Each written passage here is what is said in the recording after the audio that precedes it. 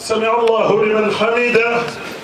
Abasiraamu okurwa mu bicweka bitatu bimwe na bimwe by'ihanga erizoba bayirundanira ha muzito gwa masjid noha aharuma yirebiro mu Rembo Mbarara okusara juma Sheikh Miladu Kaluma okurwa mu Runakasero Kampala yabashabo kwatanisiza hamwe bakarwanira ebisigarira by'abantu babo na nebyo bugiga by'Obusiraamu.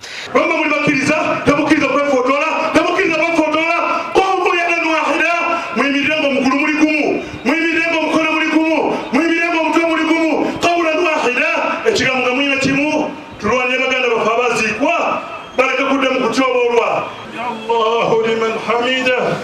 Na bwa nyuma y'okusara abasiraamu aba bakwata ebipande ebyababahandikireho enshonga nyamwingi ezikwasira itaka ry'eirimbo eryahamayiro ibiri nokwe kutandika kwesharinga. Pooriisi n'amahega ya UPDF ebyasiba bikumire omwanya gw'eirimbo na n'icundiro ry'amajute rya tusu tababicariza kuhika ha mwanya ogu nokwe kutandika kuteera tiya gaasi na n'amasaso kubatatanisa.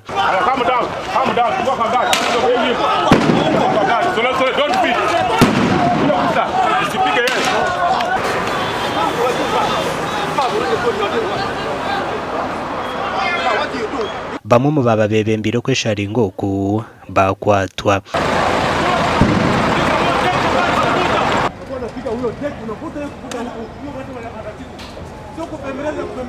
Nze kenyini nze nakwata omwana wange ne muzika we nyini we bakutte greda ne bajjayo amagumba gonna nengezako okusala amagezi gonna okuleba nti nsobola okufuna omwana wange at least mukwate mujje mu kifo ekifaanana bwe kityo. Naye abantu ffenna tuli mu bulumi bwa maanyi okubeera nti okutunda rimbo okutunda abaana baffe okutunda abantu benyini nga boolaba abo bamubajje abalina ebitiibwa abalina biki bo tebaziika mu rimbo lwaki kuba balina amataka. Obusiraamu butuwa eddembe ly'ekitiibwa ky'omuntu. Ekitaka lyaffe lyalizinze emyaka 40. Shariya mu mateeka g'okuba nti wakufu terizingibwa tepangisibwa tewolebwa teyazikibwa tetundibwa. Tuiza kumanza twasitamana tusaba tugambire naenda sente zingahi tuiza kuzimundana tuzimuhereze arebeke engu buzimazimana agarura obusinge bw'abafiire okwakira abaruho abagenzire tufine kyokukora n'okurura konka basigara twenda tubacungure bahumure omu businge. Twaza kurugera ha mwanya ogu twasiga Pooriisi hamwe n'amahega ya UPDF gakigwetoriire.